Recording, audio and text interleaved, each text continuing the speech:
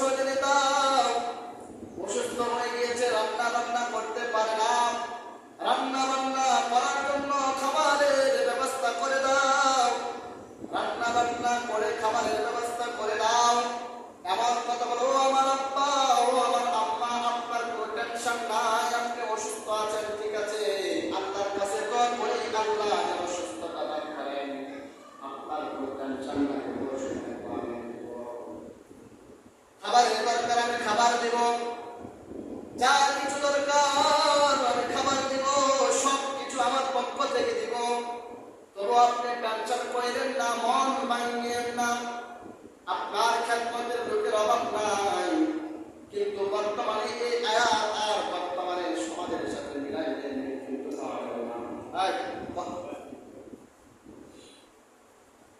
এই আয়াত এবং সমাজের সাথে মিলাইলে মিল পাওয়া যায় না। বাবা অসুস্থ, সন্তান বাবার খোঁজ খবর নেই না, বাবা যদি অসুস্থ হয়ে যায় তার ঔষধ কেনার টাকা নাই, মা যদি অসুস্থ হয়ে যায় ওষুধ কেনার টাকা নাই। অথচ সন্তান তাকে বিদেশে কিংবা দেশে পুত্রবধূ আছে, পুত্রবধূ তো খেদমত করে না, কেননা সন্তানকে পুত্রবধূ এমন ভাবে কাজ করেছে, পুত্রবধূর কথায় তার সন্তান উঠে আসে, মার খেদমত করার সুযোগ নাই, বাবার খোঁজ খবর নেওয়ার সুযোগ নাই। এটাই আল্লাহ বলেছেন, আল্লাহ তা'বুদু ইল্লা ইয়্যাহু ওয়া বিল ওয়ালিদাইনি ইহসানা।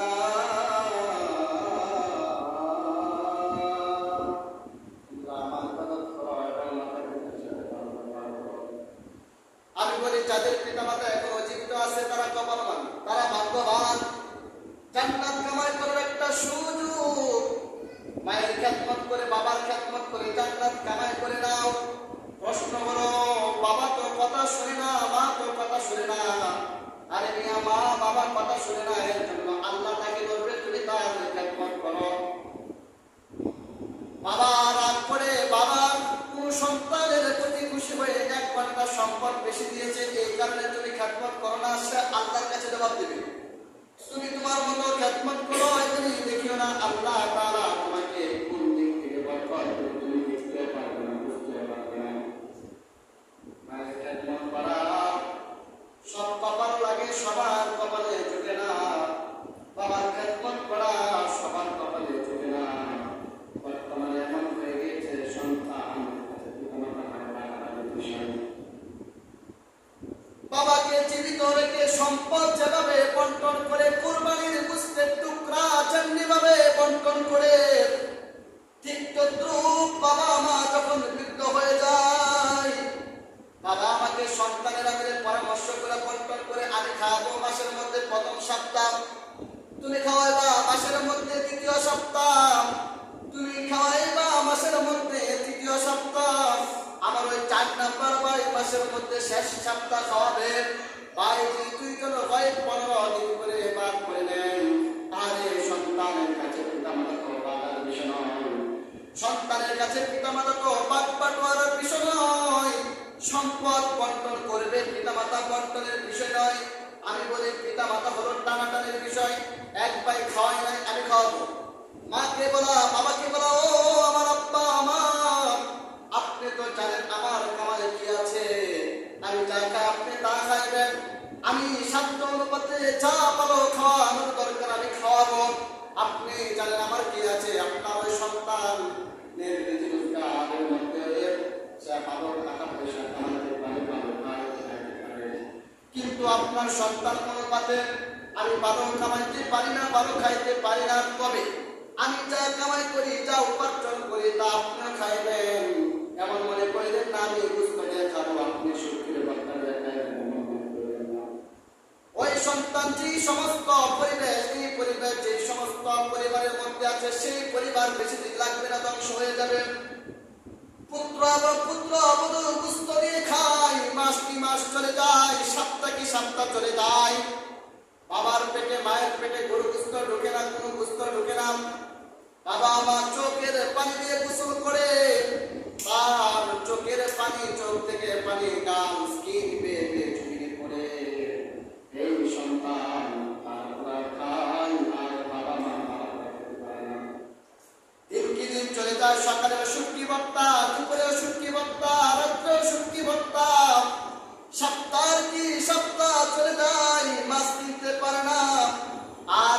পরিবার সন্তান পুত্র পুত্রী করে থাকে, মাছগুলো ফিজে রাইখা পচে ফেলে দেয়, কিন্তু এমন লোক অনেক আছে, সন্তান পালাপোড়া খায়, পিতামাতা পালাপোড়া খেতে পারে না, সন্তান আবার খোঁজ খবর নেই না, ওই পরিবার বেশি দিন বিষয় হবে না। আল্লাহ রাব্বুল আলামিন তাকে দুনিয়ার মধ্যে নাজিল করবেন।